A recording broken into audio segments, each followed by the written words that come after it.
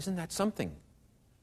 Yeah, Dad, that's the first time I've ever seen somebody else pray in a restaurant but us. And I almost died. First time.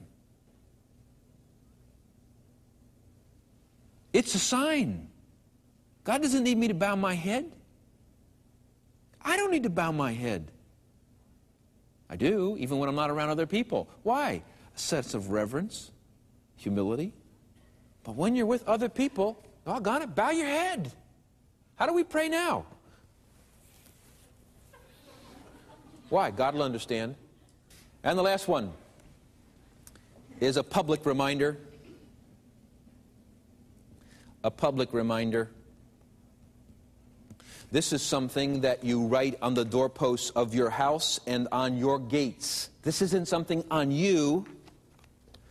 This is where you live and work. Friends, if I were to walk in the side of your office where you work, would I see a Bible anywhere? Would I see anything in your office that would give me the slightest clue about who you serve? Or do you serve your boss? According to Colossians, you do not serve your boss alone. You serve him because he's the one who's going to give you an inheritance for the work you do for him. What's on the wall? Well, you can't put religion in an office. Are you kidding? Are you kidding? Public reminder. We're going to talk about how to do this. Box 1. How do you teach diligently in such a way that people remember the material? Why? Well, Deuteronomy 11:17-18 says, therefore you shall lay up these words of mine in your where? In your heart. Joshua 1:8. This book of the law shall not depart from your mouth, but you shall meditate in it day and night that you may observe to do. Boy, there's the law of application in action. Know it so you can do it. Proverbs 7, my son, keep my words and treasure my commandments within you. Bind them on your fingers, write them on the tablet of your heart, not your notes. Psalm 119, your word have I hidden in my heart that I might not sin against you. Let's expand on this concept by taking a look at the retention maxims. 7 principles that lie behind teaching so that your students will really know the content. We're going to deal with some critical issues that lie right at the heart of what it means to be a teacher. You may discover that a number of these concepts make you uncomfortable. They may even challenge some of the sacred cows that seem to flourish in the teaching community. Think back a moment to the law of the learner. The law stated that you are responsible to cause your students to learn. In the law of retention, we're going to build upon the law of the learner to the point that you are responsible not only to cause your students to learn, but to learn the content. And if they haven't learned the content, then you have not caused them to learn. So let's get on with our 7 maxims, 7 big ideas, 7 principles about how to teach so people can really learn. Maxim number 1, retention of facts by the student is the teacher's responsibility. The teacher's responsibility. If you have ever attended a Walk Through the Old or New Testament seminar, you may remember your instructor saying to you that he was going to take the responsibility of teaching you the material. And from that point, he willingly shouldered the responsibility of working with you in such a way that you learned the material. It was his job. It's been my experience, though, in my entire student years, that it's a rare teacher who really carries the responsibility of causing their students to know the facts. Instead, teachers everywhere seem to have this tendency to come into class and then to dump all this content on those poor, unsuspecting students. Maybe like this picture right here. There's the teacher coming in and just pulling the lever and dumping the content. Now look at the delight on the faces of those students. You know how it works. The teacher gives page after page after page of content, and you're out there writing furiously to keep up. And what do we do with those notes? They kind of lay around in our homes until the night before the test. And then it's your job as a student to try and learn the content for the first time. You see, if you haven't learned it, then had that teacher taught it to you? Obviously not. Number 2, the second retention maxim states that retention of facts is effective only after they're understood. After they're understood. It constantly amazes me how many times I meet a student studying for class and find out they have absolutely no idea what they're learning. But they know it's required on the test and I just need to know it. Just last week, I overheard some high school students talking to each other about a math class in which they said only 2 of their whole class understood what was going on. And one of them had hired an outside tutor. You should have seen their frustration as they threw up their arms and said, I don't know how we're going to do it. I don't know how we're going to pass this class. The teacher just gives us more and more material, and none of us knows what's going on. Do you know what that teacher thinks? What's in his head? He thinks it's his job to be a delivery boy. And when he's finished covering the course textbook, then I guess I finished my job. It makes really no difference to him if 28 of the 30 students have no idea what's going on. Are you sensing the absolute revolution it would cause if that teacher would just change his mind about what teaching really is? Well, time for maxim number 3. Maxim number 3 is retention increases as the student recognizes the content's relevance. Notice the second word of that maxim. Retention increases as something happens.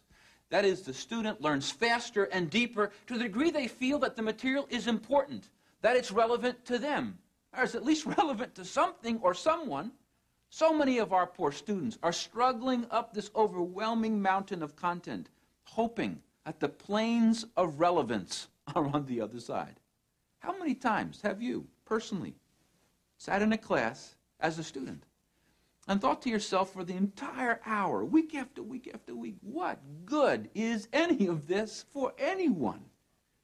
And when one of your friends, in the back row probably, had the nerve to raise their hand and ask the teacher, you know, why should I know this? Don't you remember what the teacher did? The teacher jumped all over them as if they've committed the unpardonable sin. You know what happens to learning? Learning sinks to the basement if the student doesn't think it has any practical value. I'll never forget the day when our son was having a tough time with math. And I was helping him one night and showing him how percentages were so important to life. And I was showing him how I was using percentages. I'll never forget it. He was real little then. He turned around and said to me, you know, Dad, I didn't know percentages were for anything but school. Friends, I could have shot the teacher.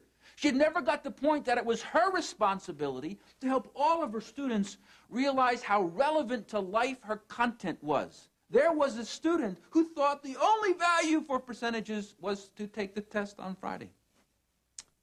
I have a feeling we may do the same thing with the Bible. Many people go to church thinking that what they learn there should stay there. It's not the point, though, is it?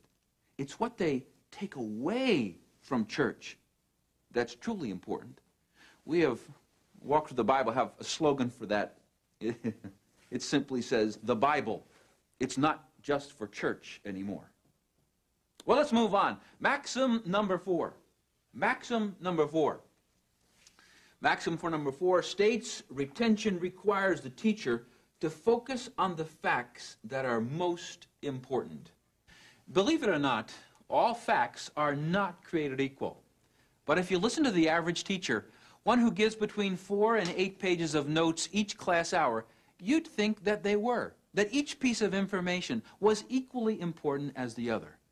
Well, if you're going to teach people to really memorize the material, then you're going to have to take the responsibility of separating the material into an important pile and an unimportant pile.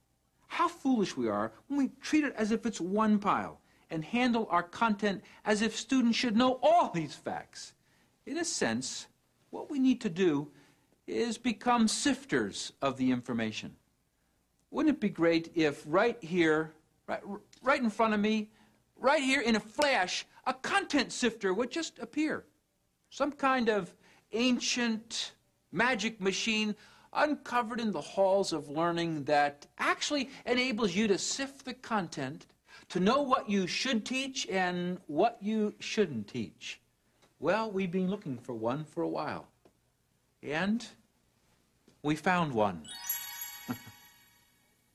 In fact, undoubtedly the only one in existence.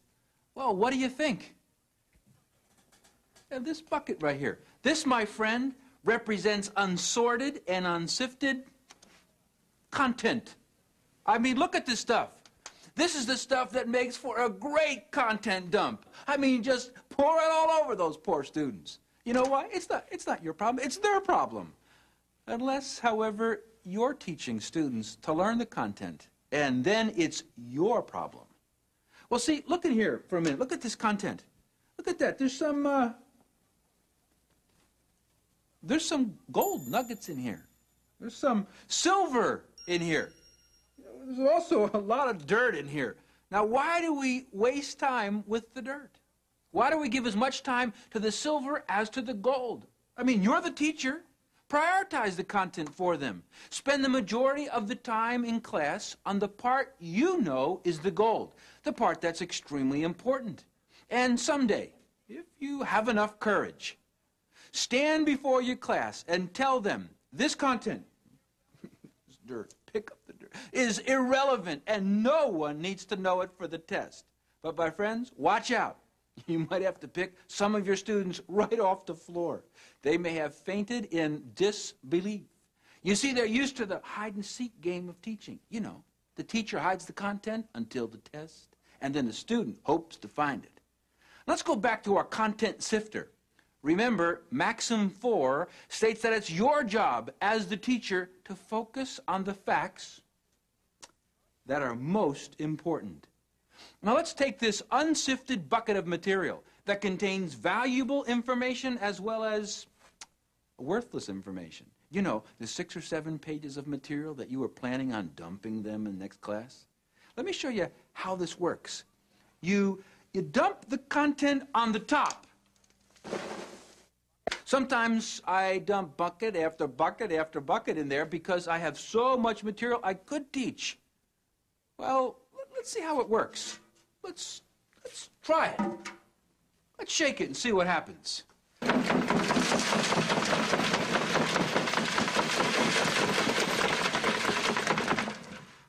Look at that. I mean, it just did it. But did you recognize that I'm the one who's doing the shaking, not the students? I'm the one who's supposed to do it before I teach. I do it before I start teaching. Now let's see what happened with all this bucket of content I had. Let's take a look in the first grid, grid A here, and see what we have. Well, look at that. We got some big pieces, some gold, some good stuff. Now, what's in the next one down below it?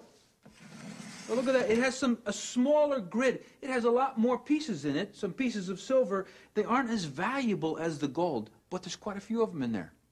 I guess by now, you probably already know what's in the next one, don't you? Yeah, some copper. Look at all that. But the question is, let's get to the bottom. Let's get to the bottom line of teaching. There it is. What's down here? Whoa, look at all that. I can't believe it. Look at all that dirt. All that was my material that I was so excited about. It fell all the way through A, B, C, right down to the bottom. Now, how do you think we should think about this content? It's important, but it's not important for the Sunday school class that I'm going to be teaching. But if I was teaching the same material right here to a graduate level, much more in depth, I wouldn't be using the same grids. I'd have a much tighter grid. And the same material, same content, would go down to, but some of it would stick here. Some of it would stick here. Why? Because the difference, who you're talking to and what you're talking about and how much time you have determines what kind of grids you're going to use. But you know what? If I hadn't used this sifter, I'd have spent a lot of my class time presenting to my students